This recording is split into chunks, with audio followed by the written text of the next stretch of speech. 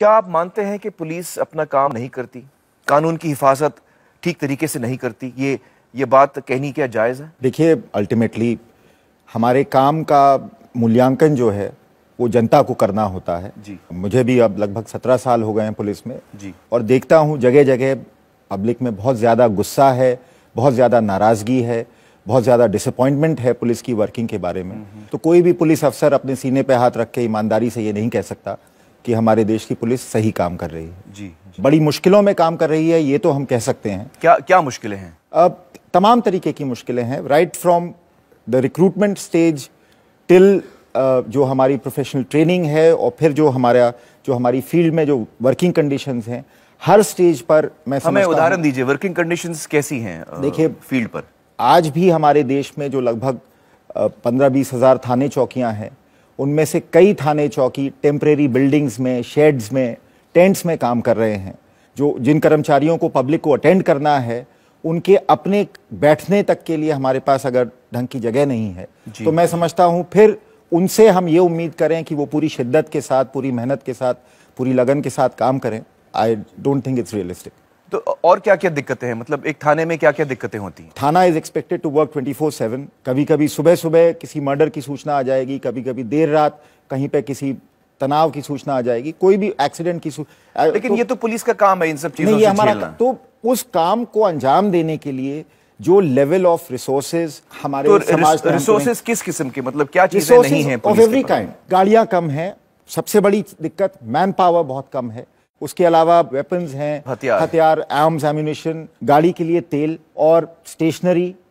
तो मतलब पेट्रोल कम मिलता है? आमतौर पर जहां उत्तर प्रदेश और उत्तराखंड जहां मैंने काम किया है, वहां पे 150 लीटर या बड़े थानों में 250 लीटर कुछ थानों में कर दिया है। तो महीने का 150 लीटर, 250 लीटर। एक थाने में 150 लीटर तेल दे रहे हैं, तो इन एसेंस आप उस थाने को कह रहे हैं कि आपकी जितनी भी जिम्मेदारियां हैं, पब्लिक की जितनी भी एक्सपेक्टेशंस हैं, वो 5 लीटर डीजल में आपने पूरी करनी है। दिन का 5 लीटर आपको मिलेगा, तो वो कितने जल्दी खत्म हो जाता है महीने के? अगर पीसफुल इलाका है तो 15-20 दिन खिंच जाएगा वो पेट्रोल का अलाउंस। तो बाकी 10 दिन क्या करते हैं? बाकी 10 दिन फिर वो थानेदार, जिसे हम आम भाषा में कहते हैं, अपने रसूख से वो थाना चलाता है। रसूख से मतलब? रसूख से मतलब यही कि वो फिर जो लोकल जो लोग हैं उनकी गुडविल पे डिपेंड करता है और उस गुडविल की उसको कीमत चुकानी पड़ती है।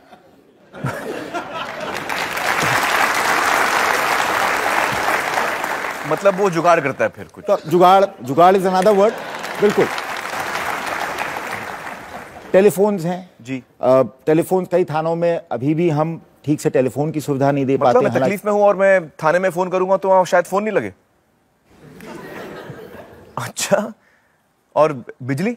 वो भी मैं बता रहा हूं। जनरली पुलिस विभाग itself is one of the defaulters of बिजली विभाग। नहीं जी, आप इस चीज को चेक कर लीजिएगा। कई जगह जब मतलब पुलिस स्टेशन बिजली का बिल नहीं भर पाता? हाँ, बिजली का बिल नहीं भर पाता। मैं हरिद्वार में, देहरादून में एसएसपी था, कई जगह ये दिक्कत फेस की। बिजली विभाग वालों ने हमको फिर नोटिस दिया, फिर मैंने वहाँ उनसे बात करके रिक्वेस्ट किया कि साहब हम कोशिश कर रहे हैं, कुछ दिन की हमको मोहलत दे दीजिए। तो ये जब हमारा हाल है तो आप समझ सकते हैं किस तरह से हम पब्लिक की कंप्लेंट्स पे रिस्पॉन्ड करेंगे। तो मुझे बताइए कि एक पुलिस स्टेशन को कितना बजट मिलता है कि भैया पब्लिक की जो शिकायतें आएंगी उसके बारे में आपको काम करना है, तो कितना बजट मिलता है एक पुलिस स्टेशन? किसी भी अच्छे ऑर्गेनाइजेशन में एक कंटिजेंसीज का कॉन्सेप्ट होता है। अगर ये पैसा खत्म हो जाए तो और है। हाँ, वो और आप है, काम मत रोकिए। लेकिन अनफॉर्चुनेटली पुलिस विभाग में कुछ स्टेट्स को छोड़ के हमारे पास ये कंटिजेंसी का भी पैसा थानों में अवेलेबल नहीं रहता। तो पैसा खत्म हो जाता है? तो पैसा होता ही नहीं है, पैसा होता ही नहीं है। तो अब जैसे फॉर इंस्टेंस मान लीजिए कहीं एक्सीडेंट हो गया जी, और वहां पे कई सारे लोग घायल पड़े हैं या डेड बॉडीज हैं जी, उनको जाके लेके आना है, उनके लिए ट्रांसपोर्टेशन की व्यवस्था करनी है, तो उस सब इंतजाम के लिए भी कई बार हम पैसे नहीं होते हमारे पास। और फिर हम या गुडविल पर या जो लोकल लोग हैं उनको मतलब डरा धमका कर, पर्सुएड कर कर हम उनसे मदद लेने की कोशिश करते हैं अपनी बेसिक जिम्मेदारियों को पूरा करने के लिए। मैं एक्चुअली एक छोटी सी कहानी यहाँ बताना चाहूंगा। मैं एक फिल्म मैंने की थी सरफरोश। रिसर्च के दौरान एक कांस्टेबल से मैं मिला तो उसने मुझे बताया कि यार हमको जब डेड बॉडी मिलती है तो बड़ा लॉस हो जाता है। तो मैंने कहा लॉस मतलब क्या? तो उसने समझाया कि जब डेड बॉडी मिलती है, कभी पानी में होती है, तो हम पहले मछुआरों को पैसा देते हैं कि वो डेड बॉडी निकाले, और फिर हम उसको ले जाते हैं हॉस्पिटल, वहाँ जो पोस्टमार्टम होता है उसके लिए हम दारू देते हैं या पैसा देते हैं, वरना वो करता नहीं पोस्टमार्टम। फिर हम अगर वो अनक्लेम्ड बॉडी है, कोई उसको लेने नहीं आया बॉडी को, तो उसके लिए हम फिर उसका जो लास्ट राइट्स हैं, क्रियाक्रम करना है, दफनाना है, जो भी है, उसके हम पैसे देते हैं। तो मैंने कहा तो आप जो पैसे देते हैं फिर आपको पुलिस स्टेशन से मिलते होंगे। तो उन्होंने कहा नहीं नहीं नहीं नहीं, बड़ा साहब बोलता है तुमको बॉडी मिली, तुम उसका पैसा भरो। मैं बिल्कुल सही बता रहा हूँ। दूसरा उदाहरण मेरे सामने यह आया कि उसने बोला कि भाई जब हम किसी आरोपी को हम कोर्ट ले जाते हैं तो बस में ले जा रहे हैं, वो बस के पैसे नहीं होते हमारे पास, बिल्कुल, तो हम उसको बोलते हैं तुम पैसे दो। अगर वो पहली दफा आरोपी है तो वो दे देता है, अगर वो सीजन्ड है, थोड़ा मतलब अनुभवी है, तो बोलता है मैं नहीं दूंगा, तुम दो। तो ये सच्चाई है, ये बिल्कुल सच्चाई है। That's how it works।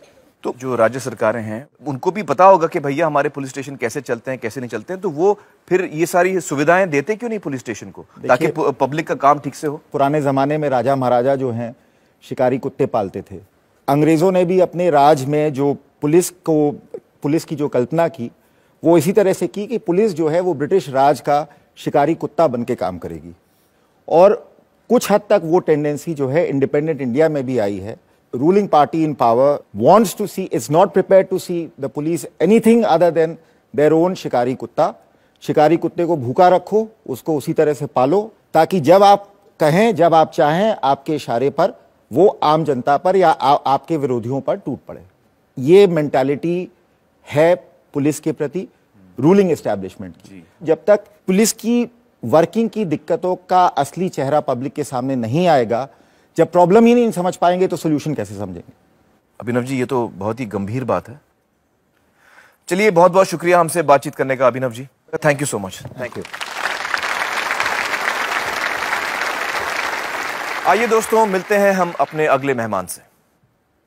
Shri Prakash Singh भारतीय पुलिस सेवा यानी आईपीएस के एक जाने पहचाने और सम्मानित रिटायर्ड अफसर।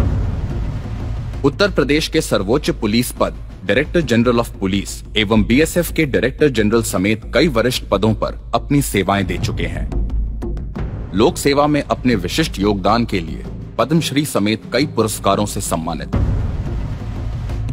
देश की पुलिस को सुधारने की जरूरत की लड़ाई में एक अग्रणी सैनिक। प्रकाश सिंह जी, बहुत बहुत शुक्रिया हमारे साथ जुड़ने का। सबसे पहले तो मुझे ये बताइए कि पुलिस के साथ सबसे बड़ी समस्या क्या है? मैं ये कहूँगा कि इस देश की जो पुलिस है वो रूलर्स पुलिस है, शासक वर्ग के लिए ये पुलिस काम करती है, ये जनता के लिए नहीं है, पीपल्स पुलिस नहीं है। तो पुलिस जब काम करती है तो उसके जहन में हमेशा पहले ये बात आती है कि हम कोई ऐसा काम न करें कि जिससे सत्ता में जो लोग बैठे हैं वो हमसे नाराज हो जाएं। तो इसकी जो अकाउंटेबिलिटी है टू द रूलर्स, और जबकि अकाउंटेबिलिटी होनी चाहिए टू द पीपल। और चूंकि ये कमजोरी है पुलिस में, उसका क्या परिणाम होता है? हाँ। जो कमजोर वर्ग के लोग हैं, अभी आपने दिखाया औरतों पे, बच्चों पे, जो गरीब तबके हैं या जनजातियों पे, ट्राइबल्स पे, पुलिस उनके खिलाफ जरूरत से ज्यादा बल प्रयोग करती है। सर, मुझे बताइए कि जो लोग सत्ता में होते हैं, सत्ताधारी होते हैं, वो किस तरह से कंट्रोल करते हैं पुलिस को, कैसे कंट्रोल करते हैं? अनेकों तरह से आप इसे देख सकते हैं। पोस्टिंग्स में, ट्रांसफर्स में, प्रमोशंस में, किसी आदमी को गिरफ्तार किया जाए न किया जाए, किसके खिलाफ चार्जशीट लगाओ न लगाओ, केस को रफा दफा कर दो। तो जब आप सत्ता में बैठ गए तो हम आपके गलत काम में हम भी भागीदार हो जाते हैं। हमें बजाय इसके कि आपको हथकड़ी पहनाए, हमें आपको सैल्यूट करना पड़ता है।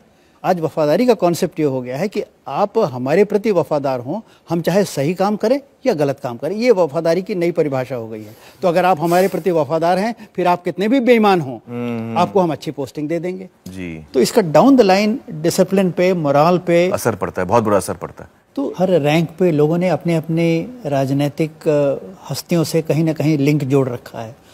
और जैसे हमारा एक अधिकारी है, मैं सब इंस्पेक्टर हूँ, ये पुलिस अधीक्षक हूँ, तो ये साहब कुछ कहते रहे, अगर हमको नहीं सूट करता तो हम उसको नहीं फॉलो करेंगे, हम एमएलए साहब के पास चले गए। और अगर ऊपर के अफसर की बात नीचे वाला नहीं मानता है तो फिर वो ऑर्गेनाइजेशन तो अंदर से एकदम खोखला हो जाता है। और पुलिस आज की तारीख में खोखला हो गई है। पुलिस तो ऐसा है, एक आम की गुठली की तरह है, जिसका सारा गूदा भी चूस लिया है, रस भी निचोड़ लिया है, बस केवल गुठली बच गई है। पॉलिटिशियंस में, क्रिमिनल्स में, पुलिस में, ब्यूरोक्रेसी में, इस सब का एक नेक्सस बन गया है। मैंने उत्तर प्रदेश में एक 10 भ्रष्टतम आईएएस अधिकारी और 10 भ्रष्टतम आईपीएस अधिकारियों की एक लिस्ट बनाई और उसकी लिस्ट मैंने सरकार को भेजी और मैंने कहा कि अगर आप इस पे आप जांच करें तो मैं सपोर्टिंग एविडेंस देने को तैयार हूं। तो क्या कहा? कोई जवाब नहीं आया, वो तो तकिए के नीचे दबा के सो गए। और बल्कि एक अधिकारी ने फिर मुझसे मजाक में ये कहा कि सिंह साहब आपकी लिस्ट का सरकार को बड़ा फायदा हुआ। मैंने कहा क्या मतलब? उनको तो ऐसे लोगों की जरूरत है। तो आपने लिस्ट छांट दी।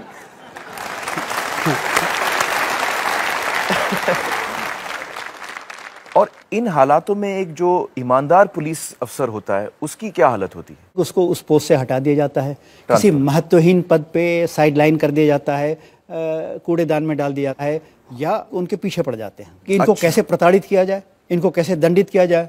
कोई इनके खिलाफ फर्जी चार्ज लगा के उनको सस्पेंड कर दिया। बहुत से अधिकारी जो होते हैं वो तो टूट जाते हैं, वो कहते हैं बाजा ऐसी ईमानदारी से। इससे अच्छा तो जो गंदी नाली बह रही है इसी बहती गंगा में हम भी हाथ धोएं और इसी तरह हम भी काम करते चलें।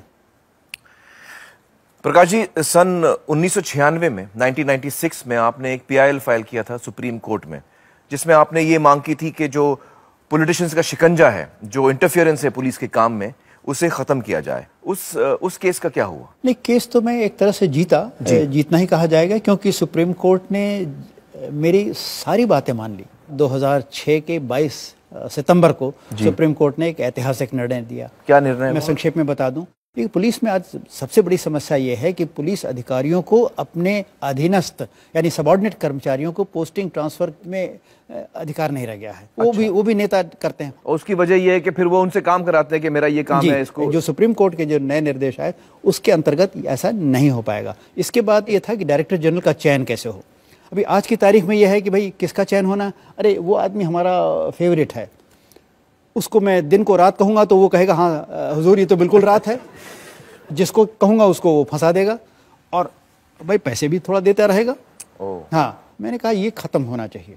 कौन लोग डायरेक्टर जनरल बनने के लिए उपयुक्त हैं इसकी लिस्ट बनाएगा यूनियन पब्लिक सर्विस कमीशन योग्यता के अनुसार। अब मुख्यमंत्री महोदय को उन्हीं 3 में से एक को चुनना पड़ेगा जी। तो इस तरह 7 ये सुप्रीम कोर्ट के निर्देश थे जी। तो पुलिस पे राजनीतिक नियंत्रण तो होगा परंतु शिकंजा नहीं होगा जी। तो ये ऑर्डर जो है ये सारी राज्य सरकारों को भेजा गया होगा, क्योंकि राज्य सरकारें इस पर फैसले ले सकती हैं। मैं लोगों को बता दूं कि पुलिस जो है वो एक स्टेट इशू है और सिर्फ राज्य सरकारें ही इस पर कदम उठा सकती हैं। तो उन्होंने क्या कदम उठाया इसके बाद? उन्होंने तो कह दिया नहीं हम आपकी बात सब सहमत हैं, हम इसको लागू करेंगे। पर कागज पे तो कह दिया है, पर जमीन पे अभी कोई परिवर्तन नहीं हुआ है। मतलब वो एक सुप्रीम कोर्ट के आदेशों के कंप्लायंस का स्वांग ड्रामा कर रहे हैं, नाटक कर रहे हैं। इनके खिलाफ फिर वो सुप्रीम कोर्ट इनकी मॉनिटरिंग कर रहा है। तो उन्होंने एक जस्टिस थॉमस हैं, उनके नेतृत्व में एक कमेटी का गठन किया।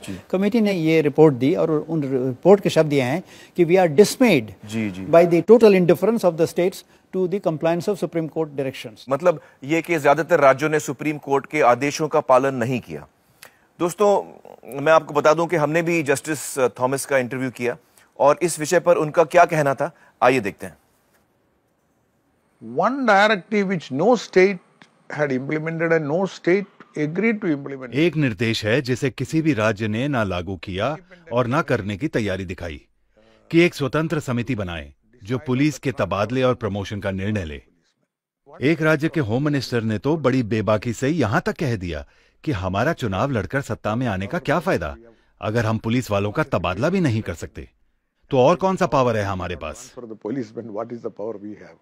यानी वो चुनाव भी इस इरादे से लड़ते हैं कि पुलिस पर हुक्म चला सके। यकीनन ये बड़े दुख की बात है कि हमारे सुप्रीम कोर्ट के इस फैसले का इस तरह से उल्लंघन किया जा रहा है।